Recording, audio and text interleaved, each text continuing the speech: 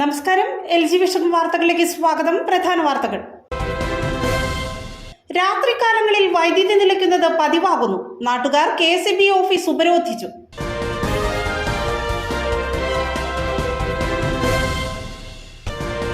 നാടാകെ കൊടുംചൂടിൽ വലയുമ്പോൾ നഗരസഭ വൈസ് ചെയർമാന്റെ നേതൃത്വത്തിൽ തണൽ മരം വെട്ടിമാറ്റിയത് വിവാദമാകുന്നു.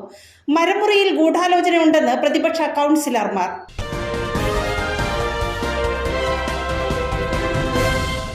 കുന്നകര സർവീസ് സഹകരണ ബാങ്ക് അസിസ്റ്റന്റ് സെക്രട്ടറി DV മോളിക്ക് യാത്രയയപ്പ് നൽകി. 37 വർഷത്തെ സേവനത്തിന് ശേഷമാണ് മോളി ബാങ്കിൽ നിന്നും പടിയിറങ്ങുന്നത്.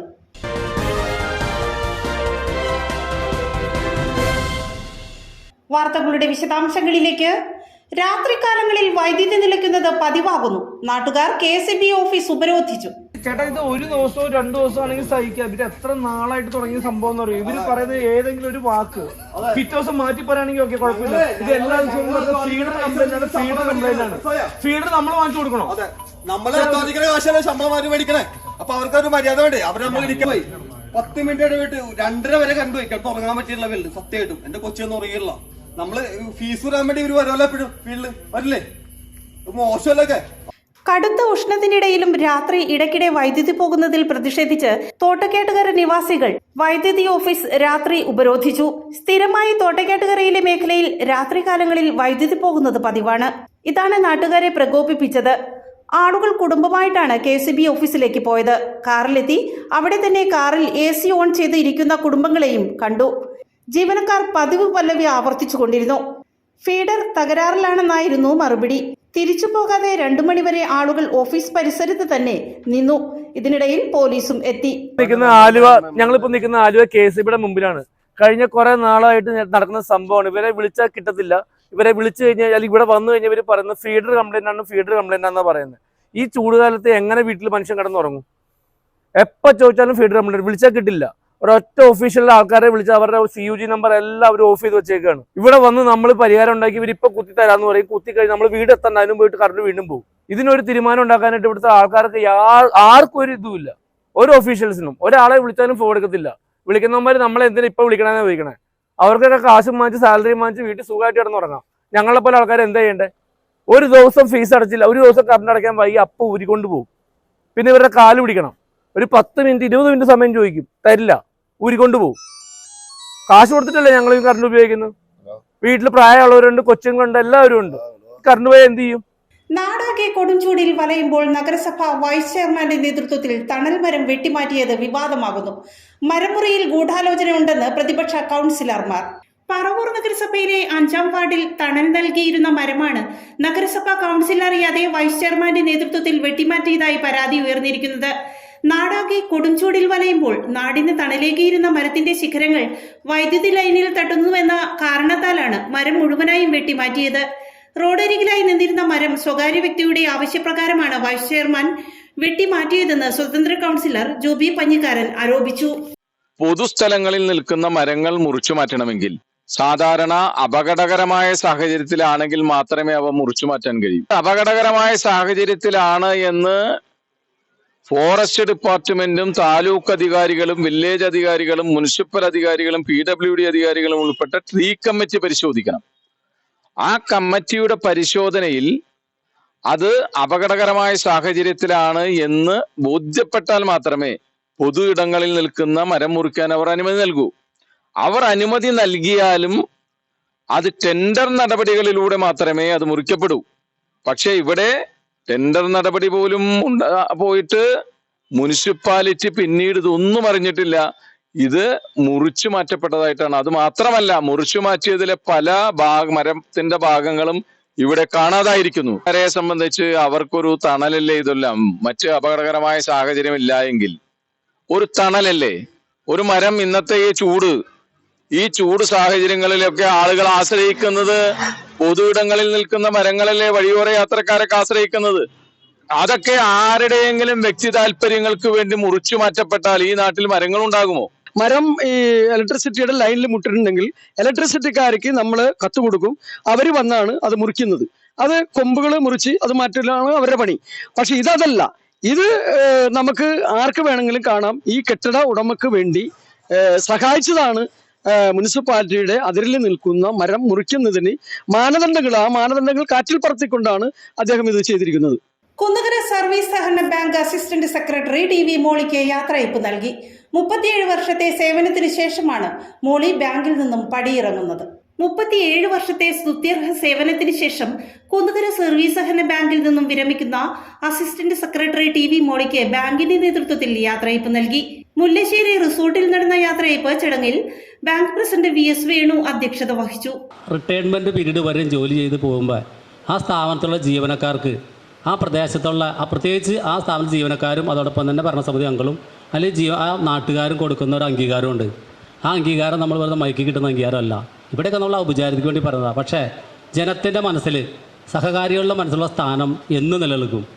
അങ്ങനെ നിലനിൽക്കുന്ന അംഗങ്ങളിൽപ്പെട്ട ഒരാളാണ് ശ്രീ ടി വി മോളി എന്ന് പറയുന്നതിൽ ഒരു കുറവുമില്ല. കഴിഞ്ഞ 2 വർഷത്തെ എൻ്റെ ഒരു അനുഭവം പറഞ്ഞാൽ ശ്രീമതി മോളി എന്താണെന്ന് നമുക്ക് മനസ്സിലാക്കി തന്നത്, ഞാൻ അതിൻ്റെ ഡയർ ബോർഡിലേക്ക് ഞങ്ങൾ വന്ന് അതിൻ്റെ പ്രസിഡൻ്റ് ആയതിനു ശേഷം ഞാൻ അടുവാശ്ശേരി ശാഖയിൽ ചെന്നപ്പോൾ ഞങ്ങൾ വന്ന് വളരെ സൗഹൃദമായിട്ട് സംസാരിച്ച്, ഇവിടേക്കും ഇങ്ങനെ അധികം ആൾ വരാറില്ല, പക്ഷേ ഞാൻ ഇടയ്ക്കിടയ്ക്ക് ചെല്ലാറുണ്ട്. അതോടൊപ്പം തന്നെ പ്രവർത്തനങ്ങൾ വിലയിരുത്തിയപ്പോൾ ഇത്ര ആത്മാർത്ഥമായിട്ട് ചെയ്യുന്ന കാര്യങ്ങളിൽ, വരുന്ന കാര്യത്തിൽ ചിലപ്പോൾ ഒരു 2 മിനിറ്റ് വൈകി ഓട്ടോ ഇടുന്നൊക്കെ നമുക്ക് മനസ്സിലാവും. അത് ഇപ്പോഴും ചിലപ്പോൾ തുടർന്നുകൊണ്ടിരിപ്പുണ്ടായിരുന്നു. അത് ചിലപ്പോൾ ഒരു പക്ഷേ അതിപ്പോൾ പറയും. പക്ഷേ എങ്കിലും വന്ന സമയത്തിനല്ല കാര്യം, ചെയ്യുന്ന പ്രവൃത്തിയിലാണ്. അത് വരുമ്പോൾ 2 മിനിറ്റ് വൈകി എന്നിട്ട് പക്ഷേ പോകുന്ന സമയം ഞങ്ങൾ ശ്രദ്ധിക്കാറുണ്ട്. അവിടെ ആ സമയം നോക്കിയിട്ട് പോകാറില്ല. ആ ചെയ്യുന്ന ആ പ്രവൃത്തി ചെയ്ത് അവസാനിപ്പിച്ച് മനസ്സിന് വളരെ തൃപ്തിയായതിനു ശേഷമാണ് പോകുന്നതിന് ഞാൻ മനസ്സിലാക്കിയത്. ബാങ്ക് സെക്രട്ടറി ഷിയാസ് സ്വാഗതം പറഞ്ഞു. ബാങ്ക് ഡയറക്ടർ ബോർഡ് അംഗങ്ങൾ, ജീവനക്കാർ എന്നിവർ ഉപഹാരം നൽകി. വിവിധ രാഷ്ട്രീയ പാർട്ടി പ്രതിനിധികൾ, സാമൂഹ്യ സാംസ്കാരിക പ്രവർത്തകർ എന്നിവർ ചടങ്ങിൽ സംബന്ധിച്ചു. 26/8/1987 മോളി ചേച്ചി നമ്മുടെ ബാങ്കിൽ ഒരു ജൂനിയർ ക്ലർക്കായിട്ട് വരുന്നത്. അതിനു മുമ്പ് അവിടെ കുറച്ചു കാലം ട്രെയിനി ആയിട്ടുണ്ടായിരുന്നു എന്നാണ് എനിക്ക് പറഞ്ഞു കേട്ടിട്ടുള്ള അറിവ്. ഒരാളുടെ ജീവിതത്തിലെ ഏകദേശം 40-ലേറെ വർഷങ്ങളാണ് നമ്മുടെ സ്ഥാപനത്തിന് വേണ്ടി മോളി ചേച്ചി അവിടെ ചെലവഴിച്ചത്. 40 വർഷങ്ങൾ എന്നൊക്കെ പറയുമ്പോൾ ഒരു മനുഷ്യായുസിൻ്റെ ഒരു 1/4 ഭാഗം, ഒരു ആവറേജൊക്കെ ഇപ്പോഴത്തെ ഒരു ആയുർദൈർഘ്യമൊക്കെ ഒരു 60-65 നിൽക്കുന്നത്. അപ്പോൾ ഒരു ആയുസിൻ്റെ 1/4 ഭാഗം ഒരു സ്ഥാപനത്തിന് വേണ്ടി കൈമെയ് മറന്ന് പണിയെടുത്ത ഒരു ജീവനക്കാരിയാണ് ഇന്ന് നമ്മളുടെ കൂടെയിൽ നിന്ന് അദ്ദേഹത്തിൻ്റെ സേവനം അവസാനിപ്പിച്ച് നമുക്കിടയിൽ നിന്ന് ഇന്ന് റിട്ടയറായിട്ട് പോകുന്നത്. ഇത്രത്തോളം സൗമ്യതയോടെ നമ്മുടെ ബാങ്കിലെ ഞാൻ വന്നതിന് ശേഷം കുറേയധികം റിട്ടയർമെൻറ്റുകൾ നടന്നു. ഇവരെല്ലാവരും തന്നെ ഒന്നല്ലെങ്കിൽ വേറെ പലതരത്തിലുള്ള ഒരുപാട് പോസിറ്റീവുകളുള്ള ജീവനക്കാരായിരുന്നു ഇവരെല്ലാവരും. അതിൽ തന്നെ മോളി ചേച്ചിയുടെ ഒരു പ്രത്യേകത എന്ന് വെച്ച് കഴിഞ്ഞാൽ എപ്പോഴും പോസിറ്റീവാണ്. ചില സമയത്ത് രാത്രി 9 മണി 10 മണി സമയത്തൊക്കെ മോളി ചേച്ചി വിളിക്കും, നമുക്ക് കുടിശ്ശിക ഇത്രയും കുടിശ്ശിക ഉണ്ട്, നമുക്ക് എന്താ അടുത്ത മാസം പോലെ നമ്മൾ കുറച്ചും കൂടി ഒന്ന് ഇത് ചെയ്തില്ലെങ്കിൽ നമുക്ക് അങ്ങനെ കുടിശ്ശിക കുറയ്ക്കാൻ പറ്റില്ല, മാർച്ച് ആവാൻ വരുമല്ലേ. അതായത് വീട്ടിൽ ചെന്നാലും മോളി ചേച്ചിക്ക് ബാങ്കാണ്. ചെട്ടിക്കാട് തീർത്ഥാടന കേന്ദ്രത്തിൽ വിശുദ്ധ അന്തോണീസിന്റെ തിരുശേഷിപ്പ് പ്രദക്ഷിണം ഭക്തിസാന്ദ്രമായി. മെയ് 14-നാണ് ദേവാലയത്തിലെ ഊട്ടുതിരുനാൾ. ഭക്തിസാന്ദ്രമായി ചെട്ടിക്കാട് തീർത്ഥാടന കേന്ദ്രത്തിൽ വിശുദ്ധ അന്തോണീസിന്റെ തിരുശേഷിപ്പ് പ്രദക്ഷിണം. വിശുദ്ധ അന്തോണീസിന്റെ ഇന്ത്യയിലെ പ്രമുഖ തീർത്ഥാടന കേന്ദ്രമായ ചെട്ടിക്കാട് വിശുദ്ധ അന്തോണീസിന്റെ ദേവാലയത്തിൽ മെയ് 14-ന് നടക്കുന്ന ചരിത്ര പ്രസിദ്ധമായ ഊട്ടുതിരുനാളിന് ഒരുക്കമായുള്ള നവനാൾ ചൊവ്വയുടെ സമാപനത്തോടനുബന്ധിച്ച് 1975 ജനുവരി 7-ന് അഭിവന്ദ്യ ജോസഫ് കേളന്തറ പിതാവ് പ്രതിഷ്ഠ നടത്തിയ വിശുദ്ധ അന്തോണീസിന്റെ അഴുകാത്ത നാവിന്റെ തിരുശേഷിപ്പ് പേടകത്തിൽ നിന്ന് പുറത്തെടുത്ത് പ്രദക്ഷിണമായി വിശ്വാസികളുടെ അരികിൽ പൊതുവണക്കത്തിനായി കൊണ്ടുവന്നത് വിശ്വാസികൾക്ക് ഭക്തിസാന്ദ്രമായ അനുഭവമായി. രാവിലെ 6:15 മുതൽ വൈകിട്ട് 6:30 വരെ തുടർച്ചയായി ദിവ്യബലി, നൊവേന, ആരാധന, തിരുശേഷിപ്പ് പ്രദക്ഷിണം എന്നിവ നടന്നു. തിരുകർമ്മങ്ങളിൽ പങ്കുകൊള്ളുന്നതിനും വിശുദ്ധന്റെ തിരുശേഷിപ്പുകൾ വണങ്ങുന്നതിനും വിശുദ്ധ അന്തോണീസിന്റെ അത്ഭുത രൂപം ദർശിക്കുന്നതിനും പൊന്നാവ് നേർച്ചയ്ക്കും അടിമ സമർപ്പണത്തിനും അയൽ സംസ്ഥാനങ്ങളിൽ നിന്നടക്കം തീർത്ഥാടകരുടെ വൻ തിരക്കാണ് അനുഭവപ്പെട്ടത്. Rector father doctor Benny Vazhakoottathil, father Antony Chillittassery, father Ajay Antony Puthenparambil എന്നിവർ തിരുക്കർമ്മങ്ങൾക്ക് നേതൃത്വം നൽകി. 2024 വർഷത്തിലെ ചെട്ടിക്കാട് പുണ്യവാന്റെ ഊട്ടുതിരുനാള് മെയ് മാസം 14-ാം തീയതി ചൊവ്വാഴ്ചയാണെന്ന് പ്രത്യേകം നിങ്ങളെ അറിയിക്കുകയാണ്. മെയ് മാസം 7-ാം തീയതി അടുത്ത ചൊവ്വാഴ്ച ആഘോഷമായിട്ടുള്ള കൊടിയേറ്റത്തോടെ തിരുനാൾ ആഘോഷങ്ങൾക്ക് തുടക്കം കുറിക്കുന്നു. രാവിലെ 10:15-നാണ് കൊടിയേറ്റം. കണ്ണൂർ ബിഷപ്പ് അഭിമന്യ അലക്സ് വടക്കുന്തല പിതാവ് ഇവിടെ വന്ന് ആ തിരുക്കർമ്മങ്ങൾക്ക് നേതൃത്വം നൽകുന്നു. തുടർന്നുള്ള എല്ലാ ദിവസങ്ങളിലും വൈകിട്ട് 5:30 മണിക്ക് ആഘോഷമായിട്ടുള്ള ദിവ്യബലിയും നൊവേനയും ഉണ്ടായിരിക്കും. 14-ാം തീയതി ആണ് ആഘോഷമായ സൗഖ്യദായകമായ ഊട്ടുതിരുനാള്. അന്ന് കോട്ടപ്പുറം ബിഷപ്പ് അംബ്രോസ് പുത്തൻവീട്ടിൽ പിതാവ് മുഖ്യ കാർമ്മികത്വം വഹിക്കുന്ന തിരുനാൾ ദിവ്യബലി 10:30 മണിക്കാണ്. 10:15-ന് അദ്ദേഹം ഊട്ടുനേർച്ച ആശീർവദിക്കുന്നു. അപ്പം മുതൽ ഊട്ടുനേർച്ച വിതരണം ആരംഭിക്കും. രാത്രി വൈകുന്നത് വരെ ഇവിടെ വരുന്ന എല്ലാ വിശ്വാസികൾക്കും ഊട്ടുനേർച്ച ഭക്ഷണമായിട്ട് സൗഖ്യദായകമായിട്ടുള്ള നൽകുന്നുണ്ട്. ഏതാണ്ട് 1 ലക്ഷത്തോളം പേരൊക്കെ വന്ന് എല്ലാ വർഷവും സംബന്ധിക്കുന്ന ഒരു തിരുനാളാണ്. എല്ലാവരെയും സ്വാഗതം ചെയ്യുന്നു. പ്രധാന വാർത്തകൾ ഒരിക്കൽ കൂടി. രാത്രികാലങ്ങളിൽ വൈദ്യുതി നിലയ്ക്കുന്നത് പതിവാകുന്നു. നാട്ടുകാർ KSB ഓഫീസ് ഉപരോധിച്ചു.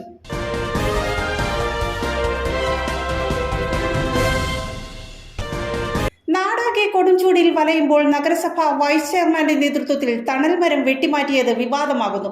മരമുറിയിൽ ഗൂഢാലോചനയുണ്ടെന്ന് പ്രതിപക്ഷ കൗൺസിലർമാർ.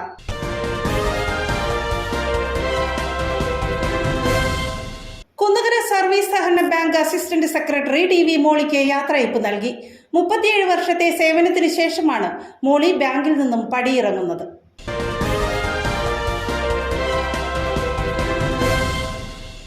ഇതോടെ വാർത്താ ബുള്ളറ്റിൻ സമാപിക്കുന്നു. നാളെ ഇതേ സമയം വെൽച്ചി വിഷനിൽ. നമസ്കാരം.